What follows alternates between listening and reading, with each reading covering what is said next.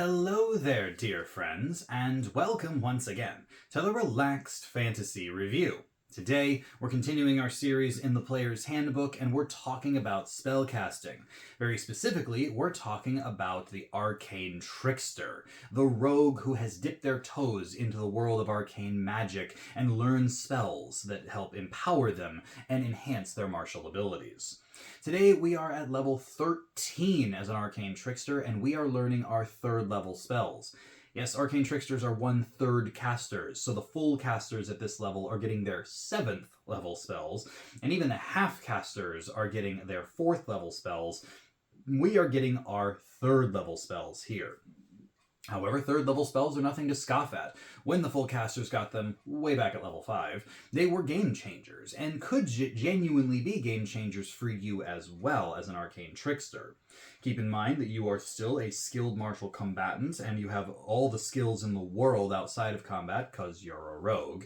So these spells are just enhancements of that. Arcane Tricksters pull their spells from the wizard list, and I've prepared a top 5 from that list that is specific to the Arcane Trickster. 2 for combat, 2 for utility, and 1 honorable mention. Before we get into the details of that, though, I'd like to let you know, Relaxed Fantasy Review has memberships. For just $1 a month, you can support me here on YouTube and get a couple benefits. You get a little badge next to your name in the comments, letting folks know you're a supporter, early access to my videos a day before everyone else, and VIP access in my community Discord, where I've been sharing some of my homebrew content recently. If any of that sounds interesting to you, you can click the join button just down there next to the subscribe button. And if it doesn't interest you, that's fine as well. The Discord's free for anyone to join. There's links in the video and channel descriptions. And honestly, just being here, watching the video, liking and subscribing to the channel, these are all great ways to support me. So thank you for watching my content here on YouTube. Let's start off in combat, where Arcane Tricksters feel the most at home. Well, I guess that's debatable. But what spell is going to help them out a lot? I say Hypnotic Pattern.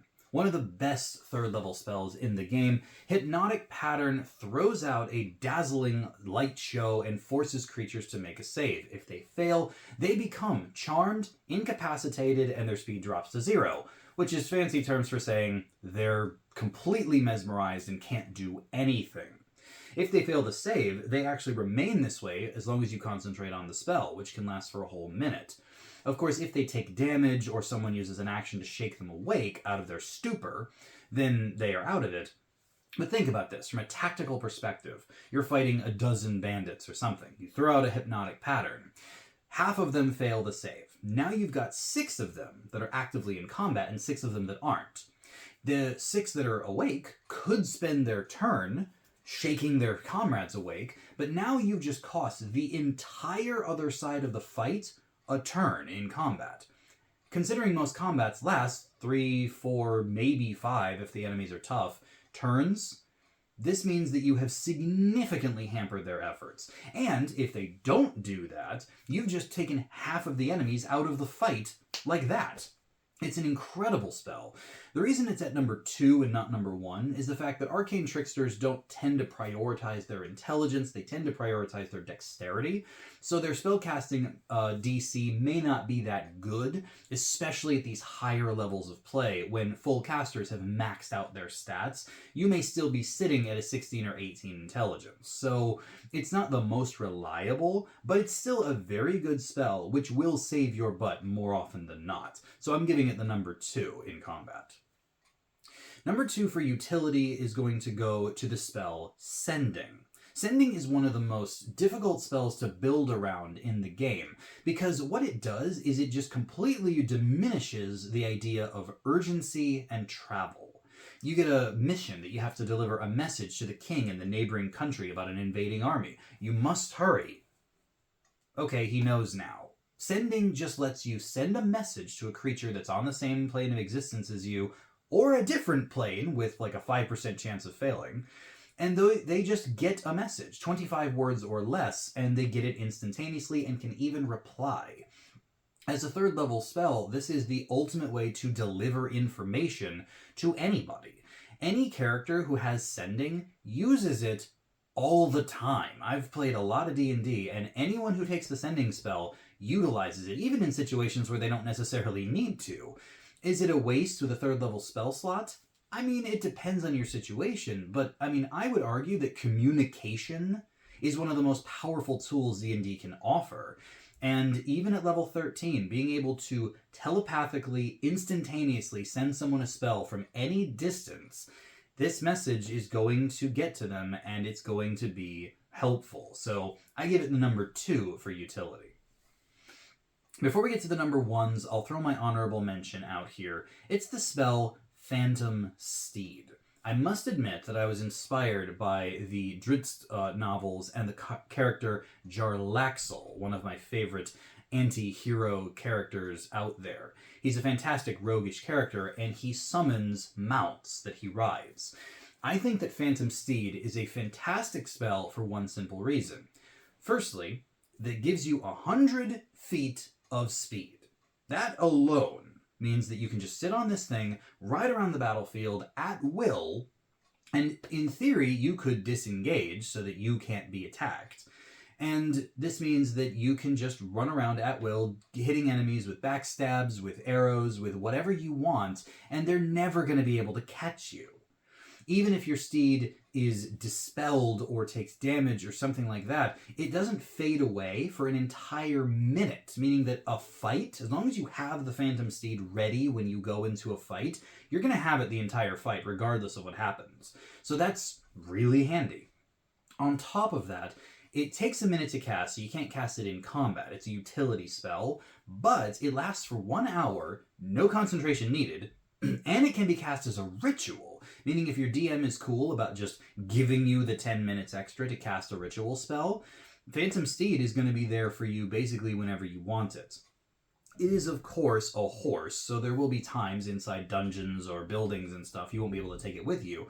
But in most situations, when you've got open spaces to fight in, or you're in, the open area, you're going to have a good time with this Phantom Steed. That's why it's my honorable mention. All right. Moving on to the number 1s. Number 1 for combat goes to Summon Fae.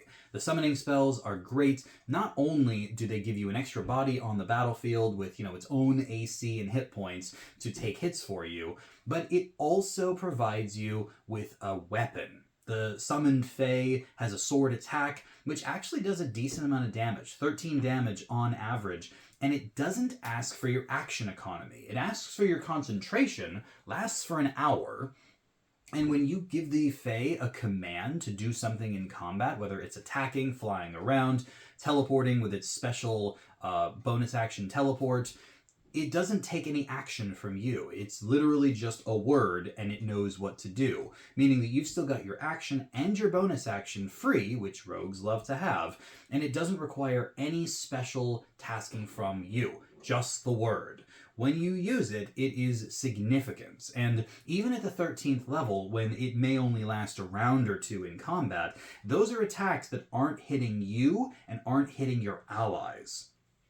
Add in there their magical teleport, which can shroud enemies in darkness, grants advantage on attacks. You've got all the makings of a superstar spell, and Summon Fae is one of my favorites to throw out even at the higher levels. So I'm giving this one the number 1 for the Arcane Trickster.